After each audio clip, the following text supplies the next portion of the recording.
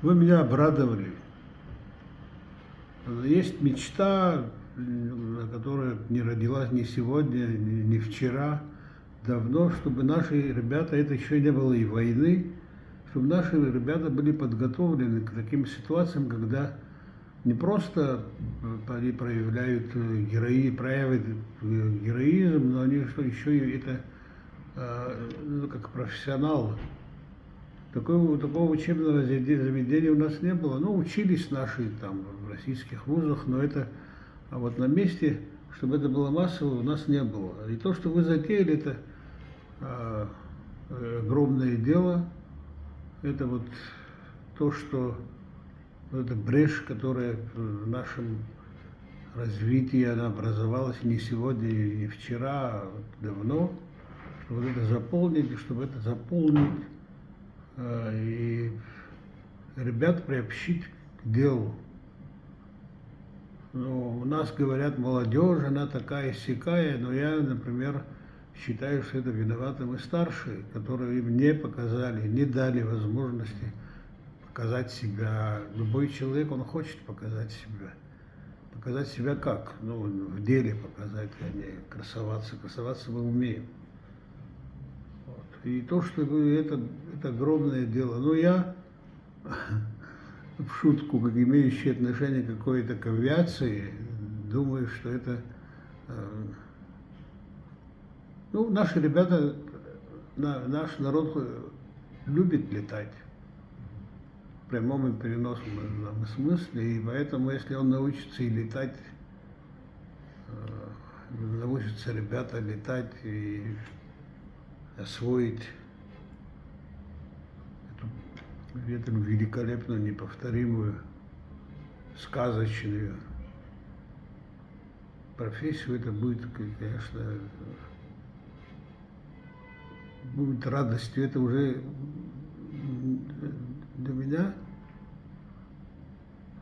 это надежда на то, что мы все-таки выйдем. Мы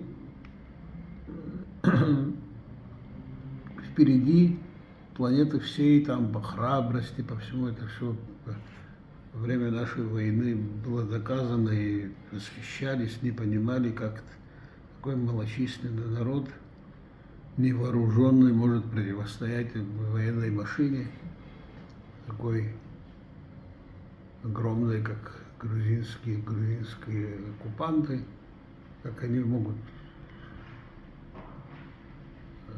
Ну, долго эта военная наука еще не изучила, и поэтому трудно было понять, и трудно и сейчас понять. Но когда такие люди, как Алик мой, я тебя называю мой, потому что мы с тобой бывали в таких ситуациях, где мы не могли быть чужими, мы были по крови братья, а здесь уже по делу. Я не примазываюсь к летному делу, нет, ни в коем случае. Потому что я профессионал. Если ты помнишь, когда я попросил, чтобы приехали летчики военные, чтобы эти самолеты из Грозного перебросить в Абхазию, а мне сказали, что они должны научиться, они должны какой-то курс пройти. Это в Кореновском, где в учебном центре. Я вас тогда, я извиняюсь, что я якаю, повез туда. Там мне сказали, да, придется им учиться. Там еще сказали про топливо. Топливо я достал, кстати. Тренировочные полеты должны быть. А их 360 самолетов было, Ял-39. Там, и 29. Там в Калиновском в основном 29 девятки стояли. А те стояли там под Грозным, Ханкале. Я через 2 дня приехал, если ты помнишь.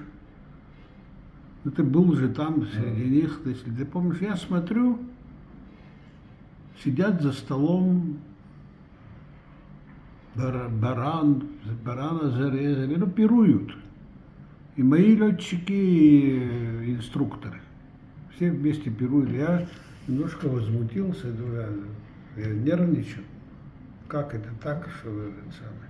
И этот начальник мне говорит, слушай, говорит, я так сказал, вы что, вы так учитесь летать? Слушай, говорит, кто будет кого учить, говорит, мы их будем учить, говорит, они, говорит, могут нас учить. И с первого полета уже показали чудеса мастерства. Впервые вы на этих самолетах, ты нет, по-моему, ты был, ты на военном, да, летал, но Славик-то не летал.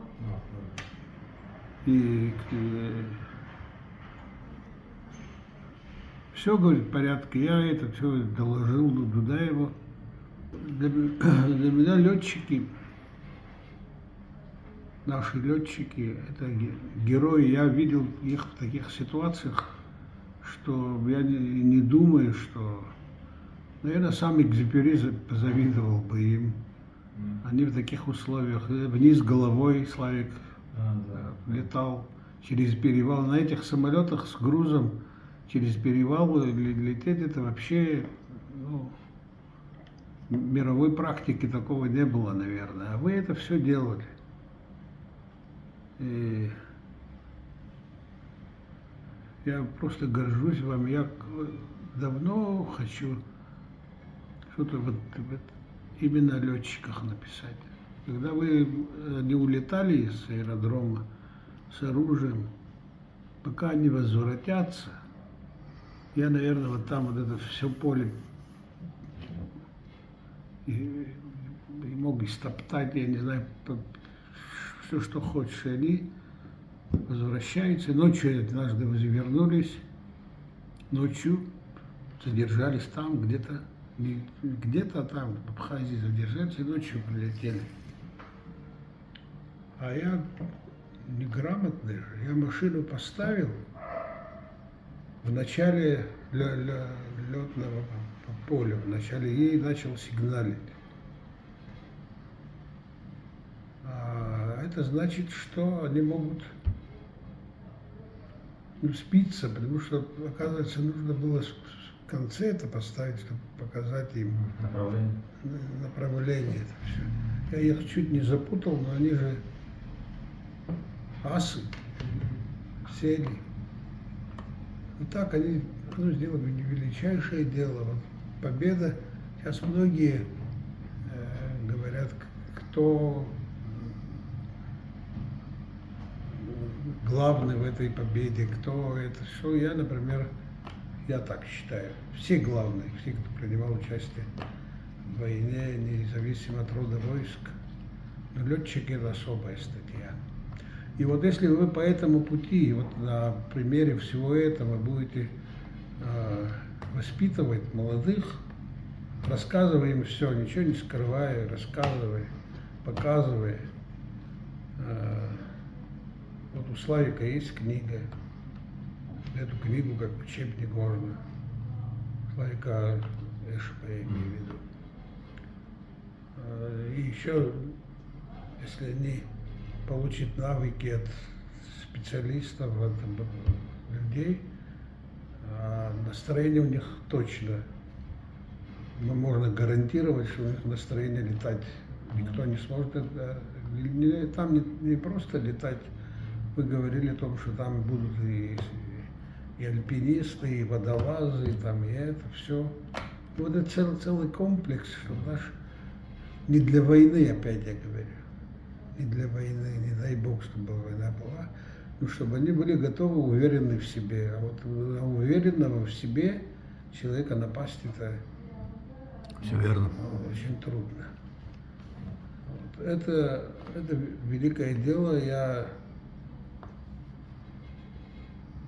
счастлив, что я с вами знаком, которые могут так высоко думать. Знаете, Высоко, как летают, да? Мы вас приглашаем в свой центр наставников для молодежи.